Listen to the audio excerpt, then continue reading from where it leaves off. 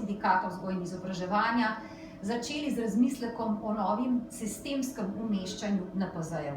Torej, kako jih osmisliti, kako jih pripraviti tako, da bodo seveda učenci, učenke motivirani, da bodo seveda ne le s svojimi znanji opolnomočeni, ampak da bomo na to tudi pripravili učitelje in seveda celotno šolsko srenjo.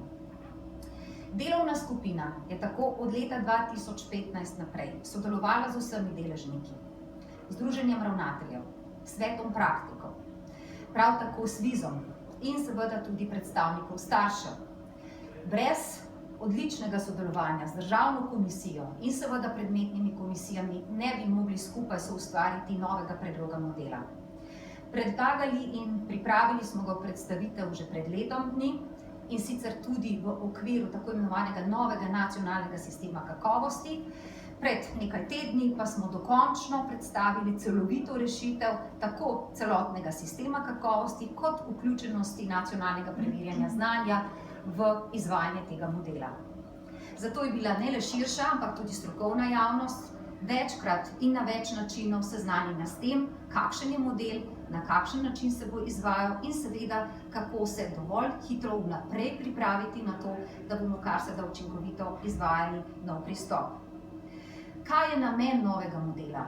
Predvsem to, da imamo stalno spremljanje učenčevega napredka, torej že od prve triade naprej.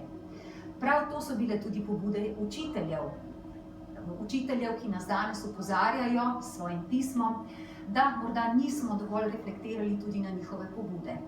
Vendar pa naj povem, da tako ravnatelji kot učitelji so bili ves čas zelo aktivno vključeni v sooblikovanje tega modela, da smo tudi že v letu 2015 odprli tako imenovani forum, kjer je lahko vsakdo, tudi starši, prispeval svoje mnenje o NPZ-jih in da smo na osnovi vseh teh pripomb skušali seveda oblikovati model, ki bo izvedljiv in ki bo sledil novemu cilju, torej osmislenosti in predvsem stalnemu spremljanju napredka učenca, učenke.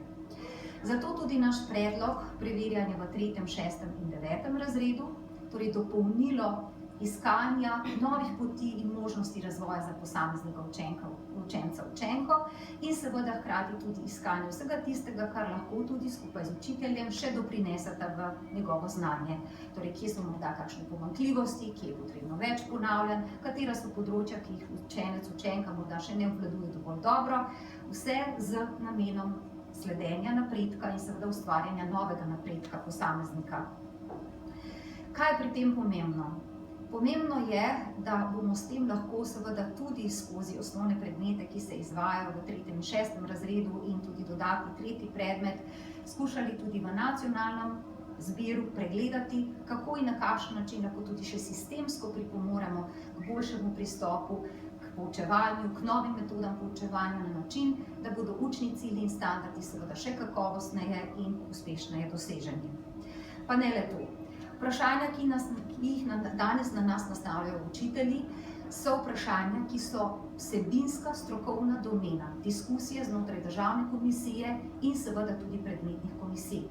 Tukaj bi se res želela zahvaliti dr. Vogrincu in vsem predmetnim komisijam, državni komisiji za to, da smo skupaj lahko korakali proti usmislitvi tega modela in da hkrati vemo, da že pripravljajo smernice in tudi ustrezna navodila, pojasnila, ki jih bodo učitelji seveda dobili pravi čas. Tudi ravnatelji so s tem seznanjeni in seveda tudi širši zbir, tudi socialni partnerji. Morda še nekaj kratkih odgovorov na neposredna vprašanja, nekatera so povsem vsebinska in jih je pomembno prepustiti strokovnjakom, torej zbiru državne komisije in predmetnih komisij. Nekatera pa seveda zadevajo neposredno ministrstvo in nanje smo že odgovorili. Plačevanje NPZ-jev poteka tako kot do sedaj. Zagotovo vsak učitelj, ki opravi preverjanje, ki opravi seveda tudi popravljanje, mora biti za to ustrezno nagrajen. Ravno tako so vprašanja seveda vezana na različne lestvice ocenjevanja, na odstotke. To so strokovne domene, ki se že usklajujejo tudi v okviru komisij.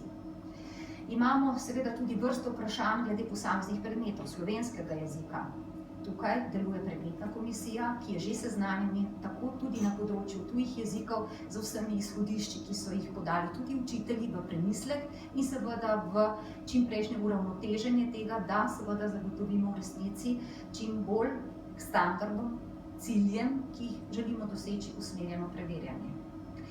Prav gotovo pa že sedaj zahvala vsem, ki so do sedaj aktivno sodelovali pri izvajanju NPZ-jev, učinkovito popravili, pa tudi ozaveščali tako starše, kot seveda tudi širšo skupnost o tem, kaj NPZ-ji doprinašajo v znanje in razvoj posameznega učenca, učenke.